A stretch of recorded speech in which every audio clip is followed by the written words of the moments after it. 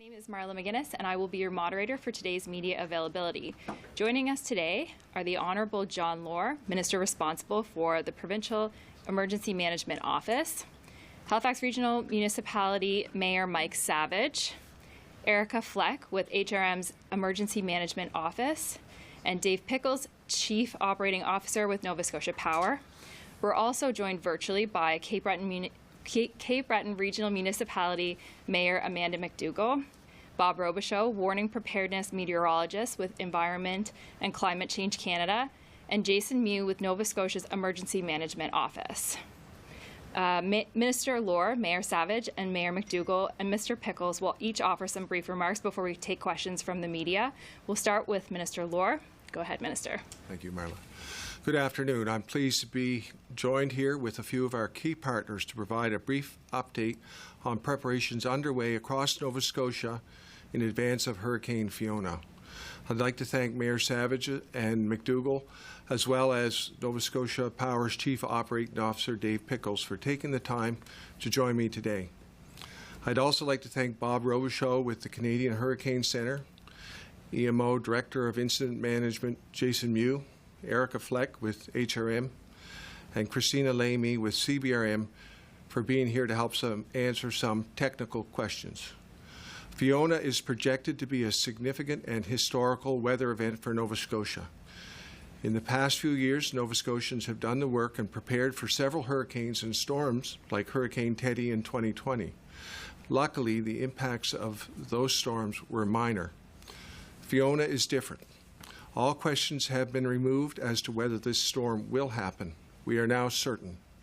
Fiona will impact our province, and it has the potential to be very dangerous. Impacts are projected to be felt across the province. Every Nova Scotian should be preparing today and bracing for impact. The storm is expected to bring severe and damaging wind gusts, very high waves and coastal storm surges, intense and dangerous rainfall rates, and prolonged power outages. The time to get ready is now before Fiona hits tomorrow evening. Over the past several days, emergency management and response partners, all levels of government, and other key stakeholders from one end of the province to the other have been coming together to prepare. I can't tell you enough of how proud I am of the collaboration and partnership I have seen so far, and I want to thank all our partners who have come to the table willing to do this necessary and important work on behalf of the safety of all Nova Scotians. This will be an around-the-clock, all-hands-on-deck response.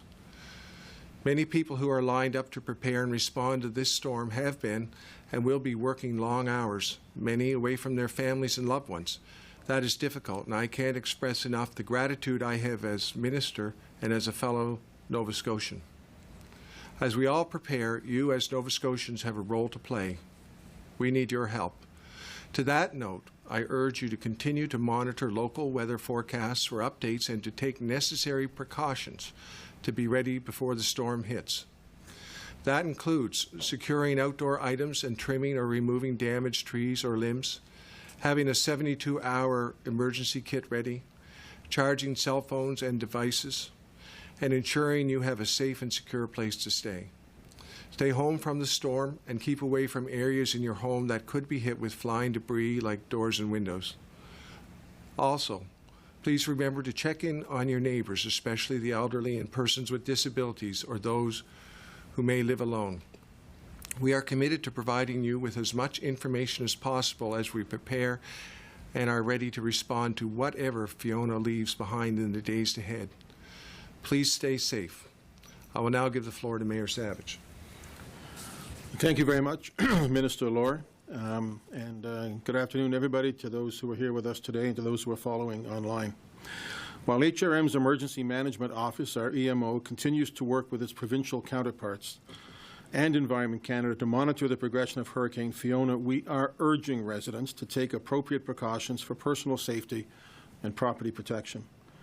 Please take the time to prepare a household emergency kit, secure your property, and reach out to friends and neighbors who might need help securing theirs.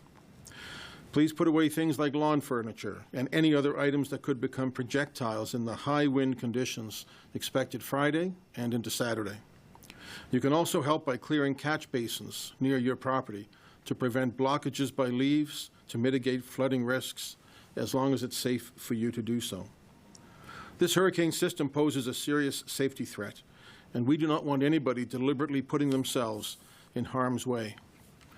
Wave watchers and surfers need to stay away from coastal areas. If you live near the coast, you must be prepared to leave on short notice and pay close attention to possible evacuation orders.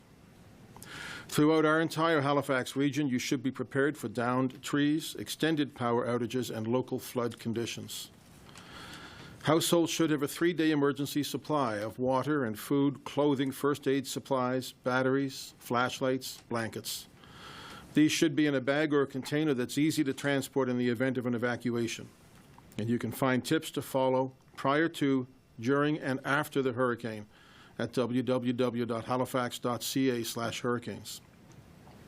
I can assure you that while we recognize the threat that Hurricane Fiona poses to our community, the Municipal Emergency Response Team, headed up by Erica Fleck beside me, is at the ready.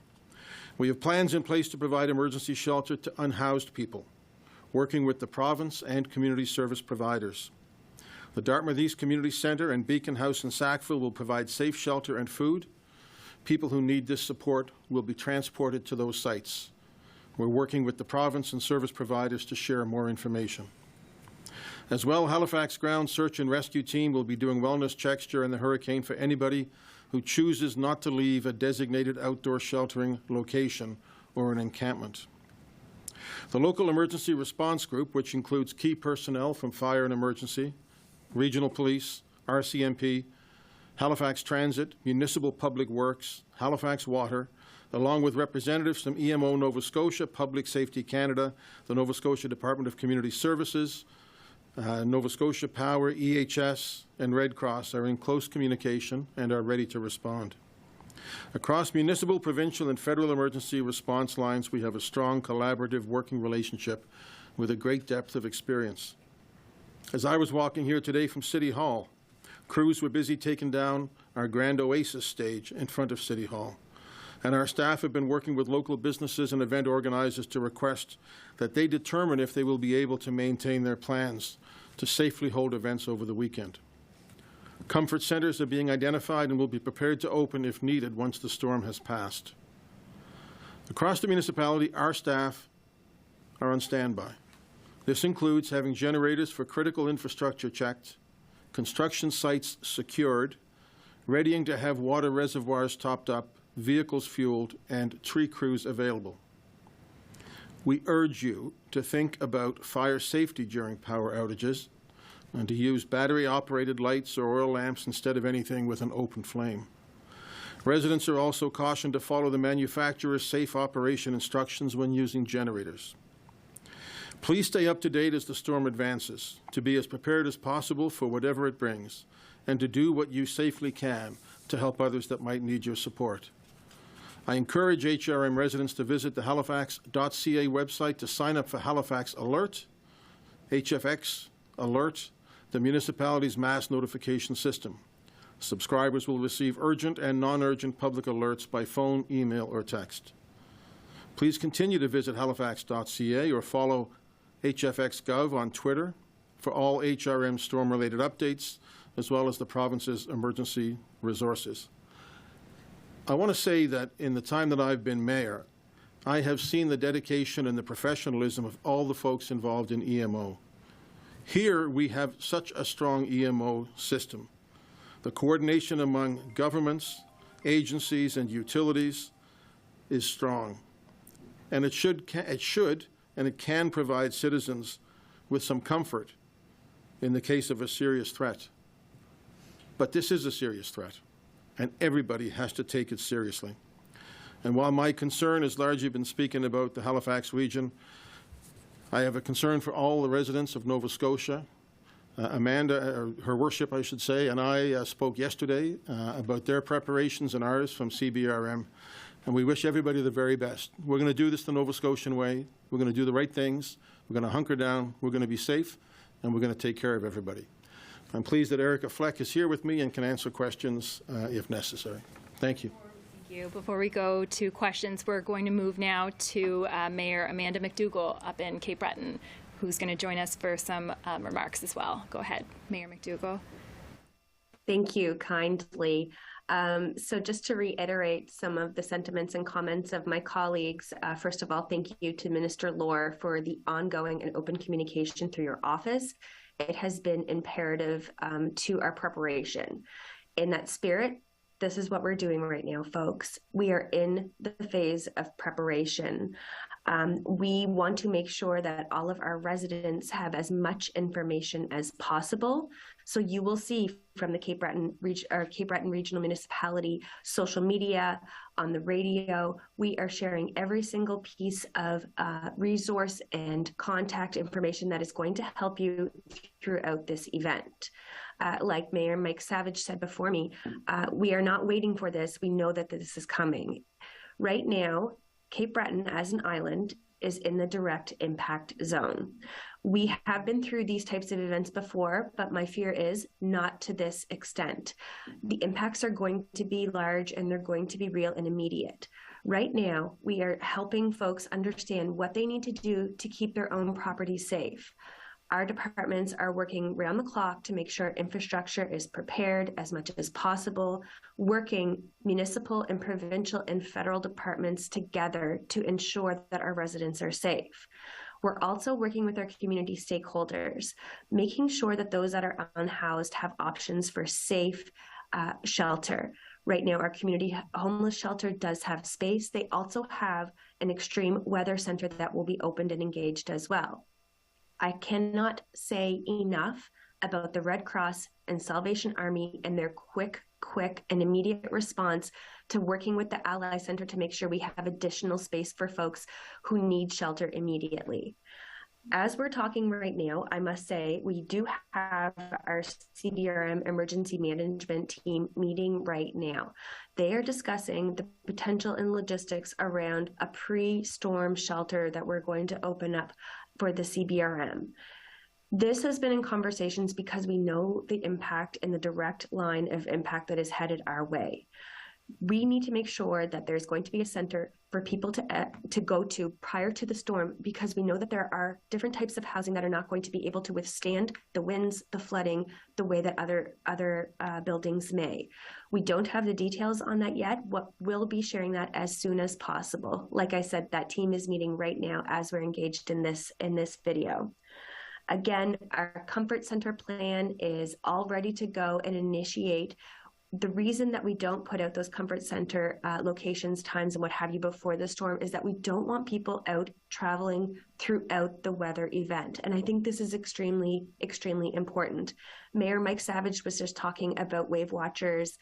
That is not what we need to happen right now. During the storm, you need to find a place that is safe and you need to stay there. Getting outside to look and engage in the storm is going to be incredibly, incredibly dangerous. So that is why our team right now is focusing on making sure that for those who need to get out of the coastline into a safe place, that there is going to be safe shelter. Again, we are engaged with EMO, cannot speak highly enough for the communication that has been taking place over the last few days, the health authority, the airport, again, Red Cross, Salvation Army, and all of our communities organizations that have been working around the clock to prepare for this. CBU as well, Cape Breton University and Nova Scotia Community College have been really, really important in this communication as well. We have a tremendous amount of students that have just arrived here on Cape Breton Island for the very first time and have not experienced a hurricane weather event before. So it is really important that we make sure that everybody understands what is needed in that 72-hour preparation kit, why it is important not to go outside, and how to keep yourself safe. Again, just reiterating over and over again what not to do. Do not bring your barbecues inside. Do not bring generators inside.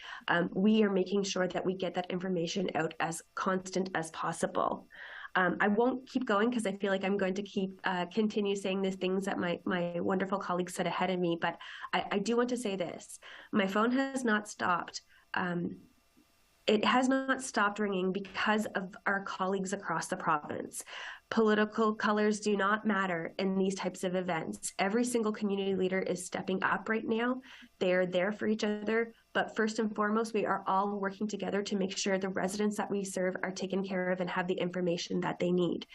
It is really inspiring to be a part of the group of community leaders that are coming together to prepare. It is even more inspiring to see what I'm seeing on the community level. I'm seeing neighbors out in yards helping one another. I'm seeing folks going up and down the street making sure that they are pitching in to help in this preparation. That is what Nova Scotia is. That is who Nova Scotians are. And again, from the bottom of my heart, my pride and my love is with all of you. I do want to also stress that we have to be really conscious of transportation right now. On Cape Breton Island, we have one way in and one way out. That causeway is incredibly, incredibly important. I've been talking with the mayors, wardens, and chiefs around the island. We're all keeping each other abreast to what is happening and what will happen in case of the worst case scenario. Let me tell you, again, strong community leadership is taking place right now, only being supported by communities. So we will continue to share information as it comes in. When it comes to those comfort centers, when it comes to that shelter before the storm. But again, just so much gratitude to all the leaders. And again, Minister Lohr, to your office for really making sure that communication flows freely. Very much, Mayor McDougall. And finally, we'll turn it over to Dave Pickles from Nova Scotia Power. Yeah, I'm happy to be here with our partners this afternoon, and just to be able to provide an update on the work that the teams at Nova Scotia Power are actively working on in preparation for Fiona. Much like everyone in Nova Scotia, we are very closely monitoring the weather and updating our models almost hourly. We use these models to determine, an expected level of impact or damage and where we really need to put our resources to ensure a very quick response to this weather event. We are opening our Emergency Operations Center on Friday morning at 8 a.m. We will staff that with key personnel from around the business that really, have been through multiple weather events. As you recall, in Q1 of this year, numerous weekend weather events back to back. And so we have a very experienced and trained team that's worked through weather events probably too many times, unfortunately, but they are ready. And we are working very closely with the EMO and our other partners, and again, we want to make sure that everyone understands that we are ready for this storm. That being said, there will be outages. That's almost guaranteed. We know it's a very significant wind event. Trees are in full bloom still. Trees and limbs will come down, and that'll cause power outages. We will have our teams responding as quickly as possible, as quickly as it's safe to do so. We will be tracking the wind and mobilizing our crews as soon as they can. Generally, we would like that to be under 80 kilometers an hour before we move line trucks. And, we want to remind customers to report outages using the online website, just so we have the right information coming in at all times. But most importantly, we need to plan, we need to be ready, and stay safe. Thank you. Thank you. So we'll take questions now from media. Before we do, I just want to remind reporters, please identify who your question is for before you ask it. We've got a couple reporters in the room and a few more online, so we'll start in the room first. Go ahead. Mr. Pickles, let's start where we left off. You said that there will be outages. What is your modeling show as kind of what Nova Scotians should expect in terms of outages? Yeah, so it is still early. We're 48 hours out, and the variability of the track continues to shift, and depending on whether if it shifts east or west really has a major impact on whether it's a massive hit to Cape Breton or more of a mainland hit. We have seen a shift to the west, so metro impact is starting to creep up a bit as well. So it is too early to be putting any kind of numbers, but we are planning for a very significant wind event. We are not taking any shortcuts with respect to resources. We want to be ready for the extreme wind that we're seeing in the forecast right now. And in previous hurricanes, one of the knocks against Nova Scotia Power has been the length of time people have been out. How have you improved things to make sure that people who are out get hooked up faster than Juan, than Dorian, than a host of other storms? Yeah, so there's probably no one answer to that question, but certainly, having the right level of resources and properly staged around the or located around the province for kind of where we expect to see the most damage. We've been reaching out to contractors in New Brunswick, Maine, possibly even into Quebec and Ontario at this point. We are in conversations with both MB Power and Nalcor, who are also kind of in storm prep mode, but as we get a better sense of the track and who is or isn't impacted, we will be drawing on those resources as well. So it's, at this point, between PLTs, forestry technicians, damage assessors, we have about 800 plus being mobilized right at this moment, and we continue to reevaluate that about every 4 to 6 hours. Mayor McDougall, you talked about getting there are shelters in there's some buildings that will not withstand this storm. What are you talking about? Right. And so remembering back to 2019, we often think about the flooding that took place there, but there was also a very significant wind factor to that weather event. And what we saw during that weather event were buildings and homes perhaps that are older in age. We saw, for example, company homes, walls being taken off by wind, roofs being taken off by wind. We're thinking about structures like RVs and mobile homes that are not fixed to the ground. With the amount of wind that is anticipated, there is great danger with buildings like that being damaged by the wind. And so making sure that people have an option to go to avoid the weather event and find a safe place. We're not saying that their homes are going to blow away, but we're saying we need to take every precaution because we've seen what happened last time. And do you have an idea of how many people you might be able to shelter during the storm? So I don't have those numbers offhand. Like I said, our emergency services team is meeting right now as we're having this conversation as well. So the second that we do have that information, we are looking at our municipal assets, of course, and our buildings, things like Center 200. So finding places that can accommodate as many people as possible throughout the municipality. We do have our historic downtowns as well with large municipal assets as well. So again, all of this is in the planning phase. As soon as that information is available, we'll be sharing that publicly. Regarding the vulnerable population, I guess in HRM, I don't know if Erica or the Mayor, you want to address this, but at last count, we know there's several hundred people who are living rough.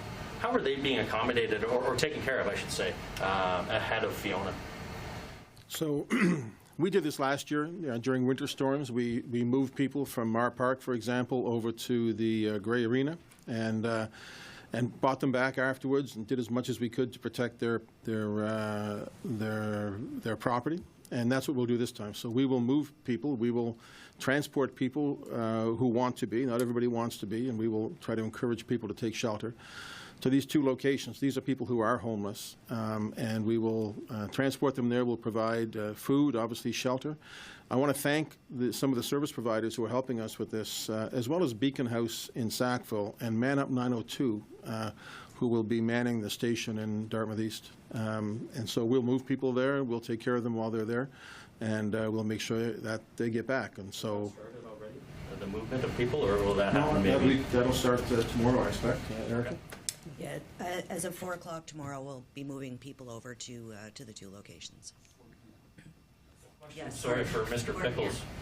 Coming back, you mentioned some of the challenges maybe facing your crew with this storm, and part of that was you talked about the arbor, or just the trees, the status over there. Well, maybe just hit me at that point again, and what are some other challenges maybe that this storm is bringing? Yeah, so this time of year is certainly not a great time of year to have a storm like this. The trees are in full bloom, and we kind of talk to them as being sails, so they do catch the wind. The ground is a little soft, so there is a bit of risk of, probably more risk in down trees this time of year than, say, in the winter. So that's a challenge, and certainly can cause outages unexpectedly. Just the magnitude or the extent of the damage, and mobilizing large crews, and there will be a want to get out there very quickly. And this event is expected to start late Friday into Saturday morning, but sustained winds will continue throughout the day. That will make it a little bit tough for us to get out, when people want us to get out. The weather on Sunday is, forecasting to be nice, so that will help with restoration efforts. But yeah, there's many challenges. Mayor Savage, you talked about them taking down the stage at City Hall, but some of the hopscotch events have been moved indoors. Should people really be downtown tomorrow night? I don't know. I don't know that those decisions are final. Jean, I don't know what the final decision is on those. The Mooseheads have canceled their game tomorrow night, which I know is partly to do with travel of the Charlottetown team. As I said in my notes, we're encouraging people to err on the side of caution, not only in terms of is the venue safe while you're there, but people getting to and from. And those are conversations that will continue. Given what we're forecast, should people be downtown on Friday night? My advice to people would be to be home tomorrow night. That would be my advice. I have a question for the Hurricane Center. Can I just add a Yes, sir, go comment ahead. on that? We've also worked with Develop Nova Scotia to close the boardwalk downtown and the Peggy's Cove area as well, so that work continues. But they will both of those areas will be closed Friday. As of what time, Erica, do you know? We're still working on the exact time, yeah. I had a question for Mr. Robichaud. Yeah, go for it, and then we'll move to the phones. Hey, Bob, Jesse with CTV. I wanted to ask you, we heard, things like generational storm off the top, and I'm wondering, first of all, what type of conditions the storm's going to bring, and kind of as a follow-up to that, Bob, what kind of effects can we anticipate? Right. Well, certainly some of the numbers that we're seeing from our computer models are quite aggressive, specifically when it comes to atmospheric pressure and to wind. So it's always difficult to compare one storm to another. For example, Dorian was a very widespread storm, so we had impacts all throughout the Southern Maritimes, not just the localized, like we had, for example, during Juan, even though some of the peak winds that we saw during Juan were higher than what we saw during Dorian. I think what we're going to see here with Fiona certainly is there are going to be winds tied to this storm that are certainly higher than what we saw with Dorian, and the storm is going to be comparable in terms of its size. So there could be areas within the storm that relatively aren't quite as bad, but this storm, regardless of exactly where it goes, is going to produce some very, very strong winds and some very low atmospheric pressure, which results in some storm surge issues as well. And lots of rain. We're talking anywhere from 100 to 150 to possibly some areas reaching 200 in the North Shore part of Nova Scotia. So certainly it's going to be a storm that everybody remembers once it's all said and done.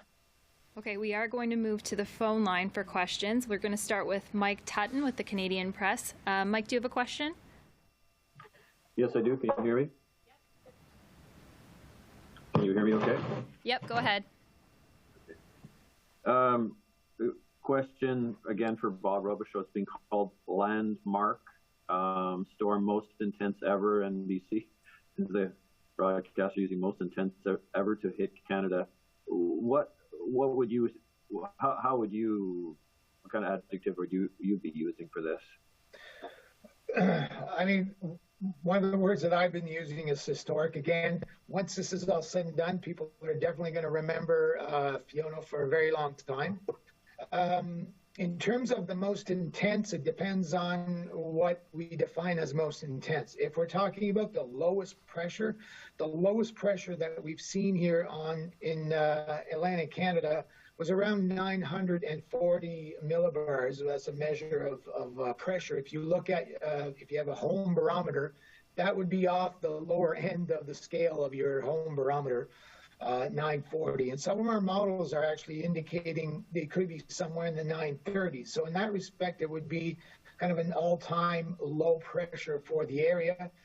In terms of wind, that remains to be seen if we're going to see some of the the record wind gusts that we've seen with other storms here in Atlantic Canada. But I think historic is a good characteristic of what this is going to be. Michael, do you have a follow-up question?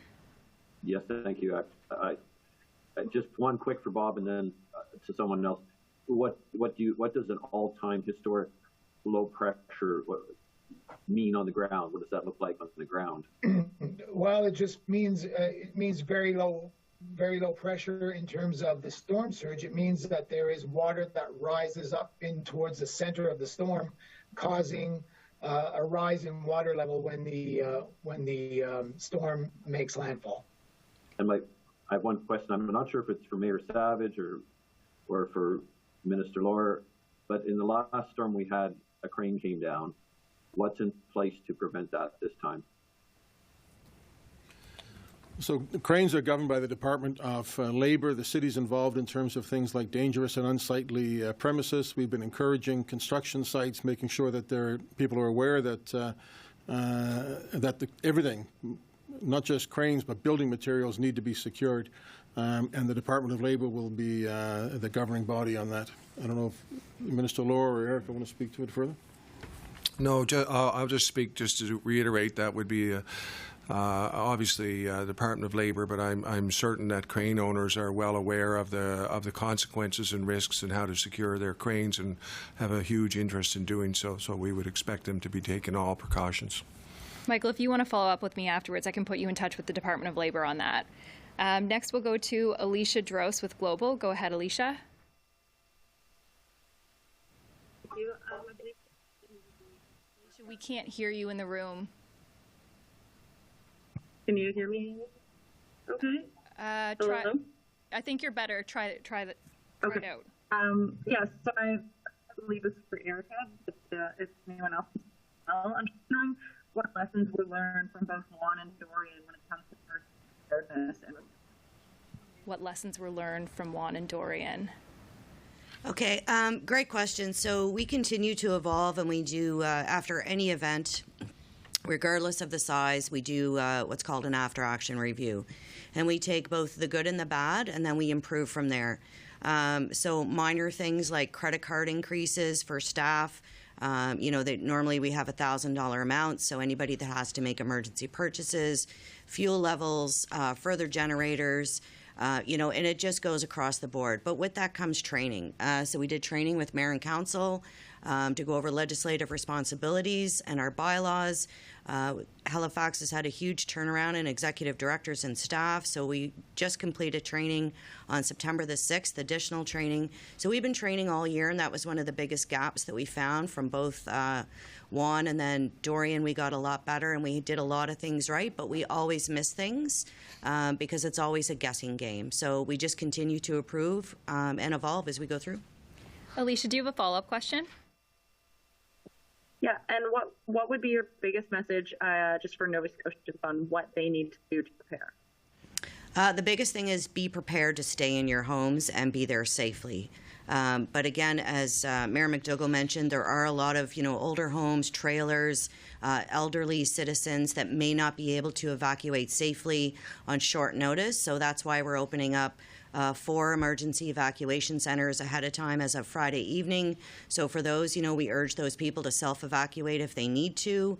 But really the thing is, as Nova Scotians, we need to take care of ourselves, check on your neighbors, and look after those who may have difficulty getting out of their homes again. Like we always do, we all need to chip in and help each other, but stay in your homes and be safe if you can. Okay, next we'll go to Andrew Rankin with the Chronicle Herald. Go ahead, Andrew. Thanks. There's hundreds of homeless people in Halifax, and the shelters are blocked. I mean, I'm wondering, are these 2 temporary homeless shelters, are they going to be able to accommodate that number of people potentially? How many will these locations? How many people will these locations be able to handle? And then will there be bedding and food available? Yeah, so there will be bedding, there will be food available. We're working with the province in terms of providing that support, as well as with the service providers at the locations who I mentioned, Beacon House and Manhup 902. I will say the province have put a lot of people into housing in the last year. There are almost 70 people that won't require housing because they're in our modular units. The Overlook, the new facility we're hoping will be open soon. The provincial government very quietly have housed a number of people. I've spoken to Minister McFarlane today in terms of making sure that we're ready for anybody who needs that help. As I say, last year we did this during a number of winter storms when the winds whipped up. We picked people up, we took them to emergency accommodation, and we will take care of people that need help. Okay. And I will say, too, that we're very aware of the need and very concerned, and the emergency shelter in Dartmouth and Sackville are there and available, and we have, through Minister McFarlane's department, outreach and navigator workers who are reaching out to homeless people right now to make them aware of their options and where they can go to find safety during the storm. Andrew, do you have a follow-up question? Yeah, sure. I just want to know how many people will these two locations be able to handle, and how are you going to get to the people on the streets who need, or in the woods, who are in tents, etc.? How are you going to get to these people and make sure that they have shelter? Well, the service provider community, as well as the navigators and other people, the provincial government, community service, have been reaching out for a year to people who are not in these designated sites and trying to encourage them to come to the designated sites, which have the facilities that we think give people a better chance. We can't force people to take help if they wish not. We really encourage people, particularly those who are homeless, to come in under shelter during this storm, because the threat to their life is very severe. I've been to these shelters in storms before, and quite often there's been a lot of vacancy that hasn't been used because people do find other places to go. They realize that they have to make special circumstances, and maybe they couch surf for that weekend. But we want to make sure that everybody who needs shelter, food, comfort, and transportation to get there has what they need. Okay, next we're going to go to Pat Healy with the Laker. Go ahead, Pat. Hi. This question's for Mayor Savage or Erica. Outside the city, what preparedness is HRM doing for those in the Wellington, Fall River, or Musquodoboit Valley areas in terms of comfort centers or help, if required, in these areas?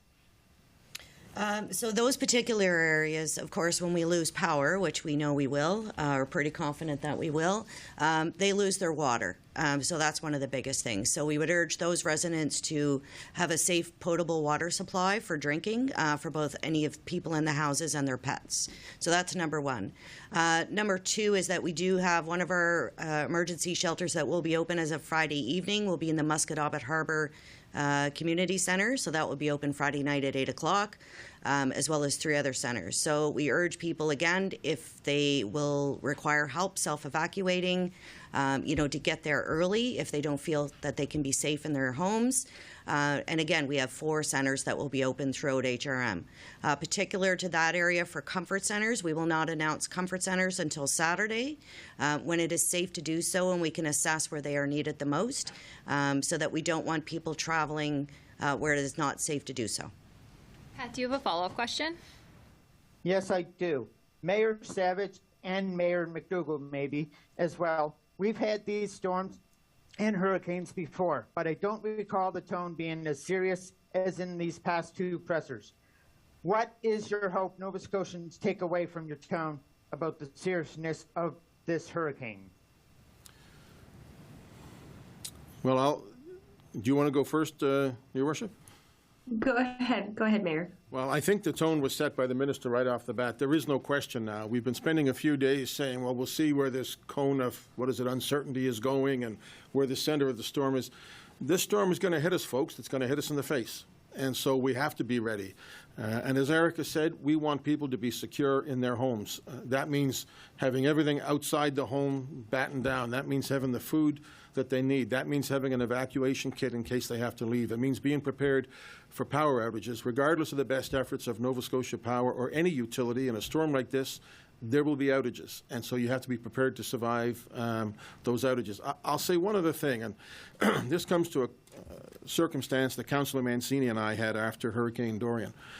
We were in the Dartmouth East Community Centre, which was then an emergency shelter, and there was a woman there who had lost all of her meat. She had no power for 3 days, and she said, you know, for some people when you lose $45 worth of meat, it's an inconvenience. For me, it's a catastrophe.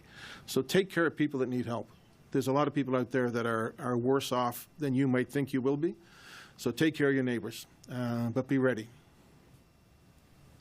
Yeah, I would absolutely echo that. And even in the spirit of preparation, which is what we're really pushing right now, it is very much taking care of one another. So I stopped at the gas station in Glacier this morning and heard a resident say, can't get a loaf of bread or any milk on any shelves. What we want to make sure is that people are being mindful of our community as a whole as well. Make sure you have enough for 72 hours, but thinking about your neighbors as well, making sure that you're not going there getting a month's worth of toilet paper and milk. You need to take care of yourself for 72 hours, and every single person in our community needs to do the same thing. We need to take care of one another. I think as well, just the way that this hurricane is moving at this point, the line of direct impact going over Cape Breton Island is very, very concerning. Talking to Mayor Brenda in Port Hawkesbury, we spoke a lot about the causeway.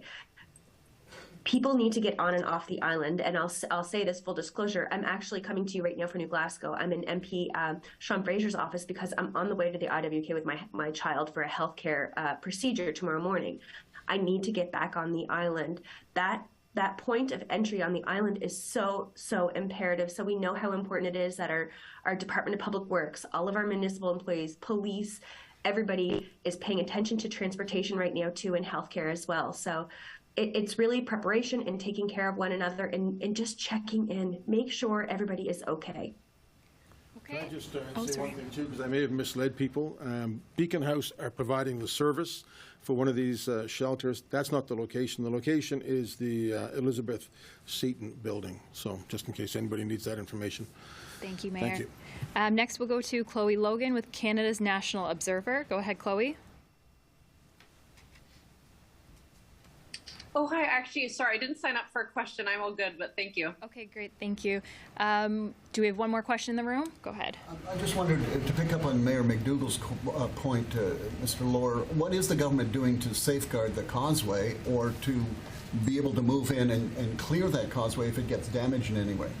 So we're doing a number of things right now. I've been in contact with my federal counterpart, Public Safety Minister Bill Blair. He's offered all federal support available. We've started up our provincial command center already in preparation for this storm. And we've been in contact and discussions with the military to give them a heads up.